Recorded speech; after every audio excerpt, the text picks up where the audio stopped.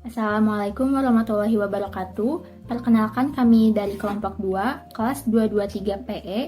Kami mahasiswa Teknik Informatika dari Universitas Teknologi Bandung. Sebelumnya izin memperkenalkan anggota kelompok kami. Yang pertama, Muhammad Farhat Ajila, yang kedua Muhammad Farhan Faturrahman, ketiga Rizky Suryadi Putra, keempat Arya Fauzan, dan terakhir saya sendiri Ardelia Lufiani. Di sini kami akan mempresentasikan tugas dari mata kuliah Sistem Basis Data yang diampu oleh dosen Bapak Muhammad Malik Mutofar, STMM. Baik, langsung saja untuk bagian pertama akan dijelaskan oleh rekan saya.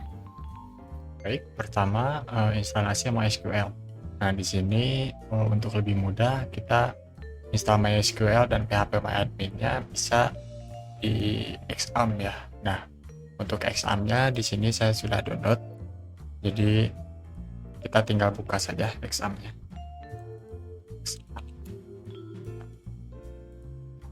Di sini kita tinggal start aja si MySQL-nya aja.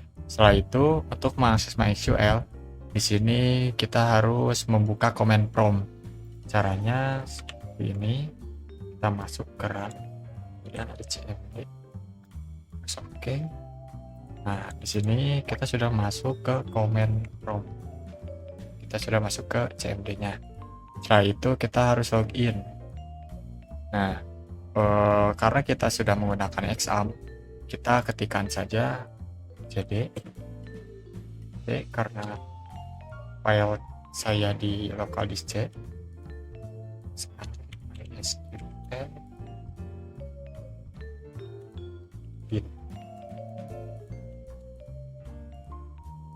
Baik, di sini sudah masuk. Sekarang ketikkan lagi MySQL.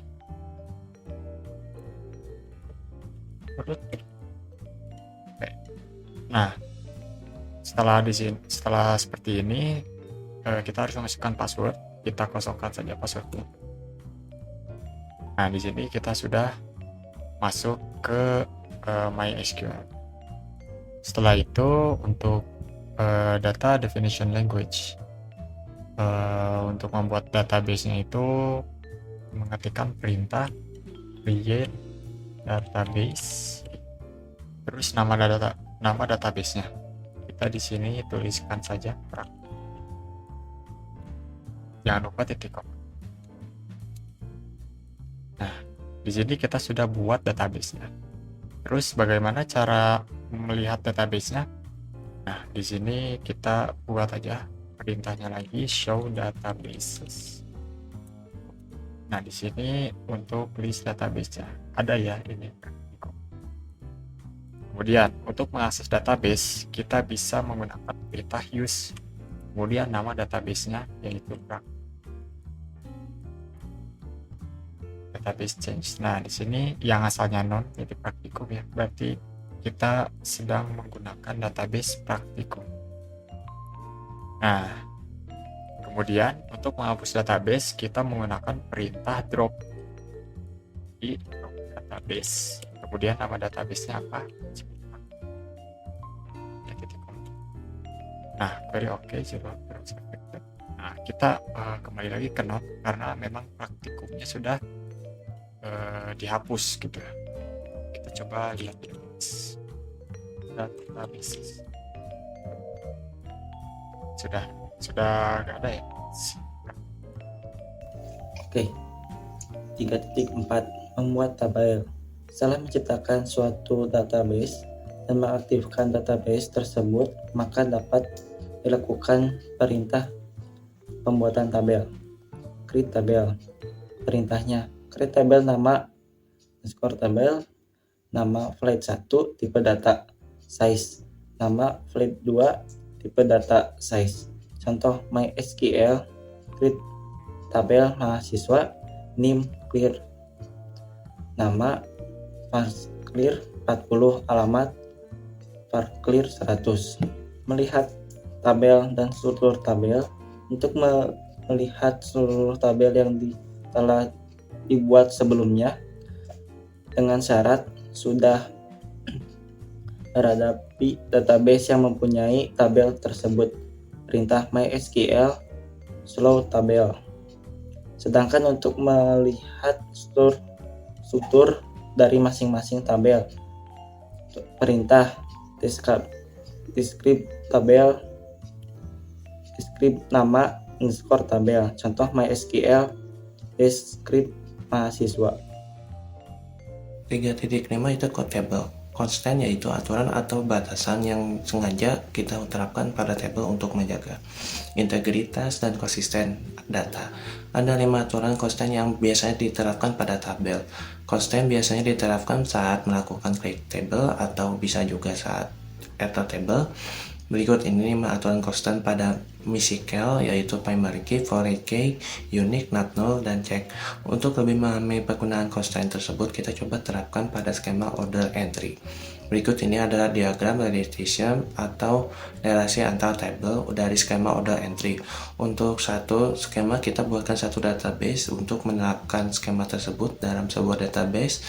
Dan ini langkah-langkahnya yang kita lakukan, yaitu pertama, 1. Create database order entry.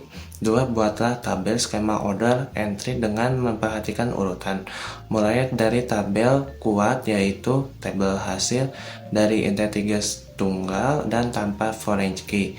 Kemudian dilanjutkan tabel hasil relasi.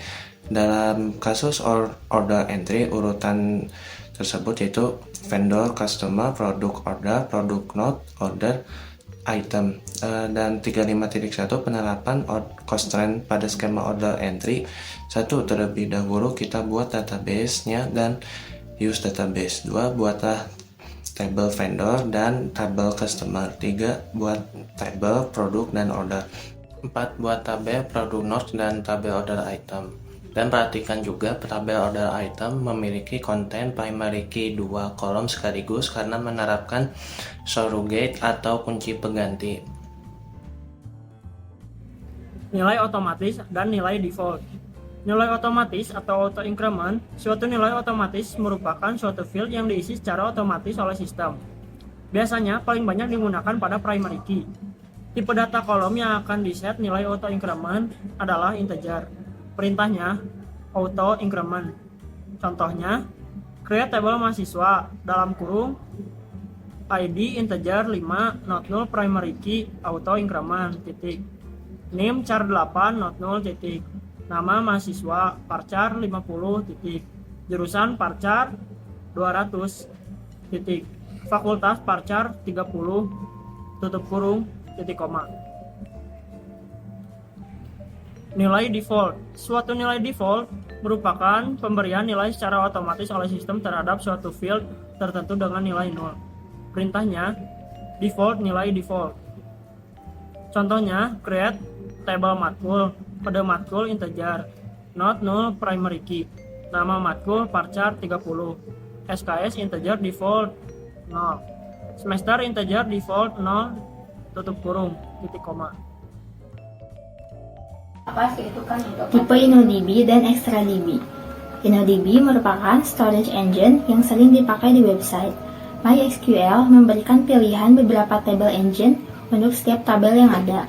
Sebelum versi 5.5, tabel yang dibuat dengan create table tanpa menyertakan table engine yang akan dipakai secara otomatis akan menggunakan engine MyISAM.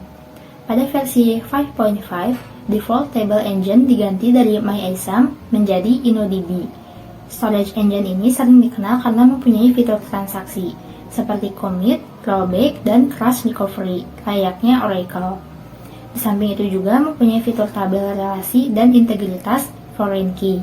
Kekurangan InnoDB adalah membutuhkan resource memori yang cukup besar. Pada MariaDB, InnoDB digantikan dengan ExtraDB yang lebih stabil. Apabila pada satu kondisi Anda memerlukan tipe tabel dengan tipe engine InnoDB, maka dapat menambahkan sintak berikut pada akhir create table. Untuk contohnya akan dijelaskan oleh rekan saya. Baik, untuk mengganti storage engine-nya, kita sebelumnya masuk dulu ya ke database praktikumnya. Kemudian kita buat tabelnya. Table compress, ini nama tabelnya. Integer primary key. Nothing. Kemudian y-nya parchar 50.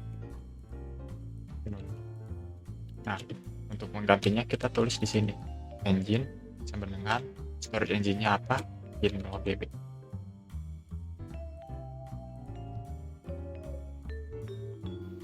Sekian presentasi dari kelompok kami. Mohon maaf bila ada kekurangan atau salah kata. Wassalamualaikum warahmatullahi wabarakatuh.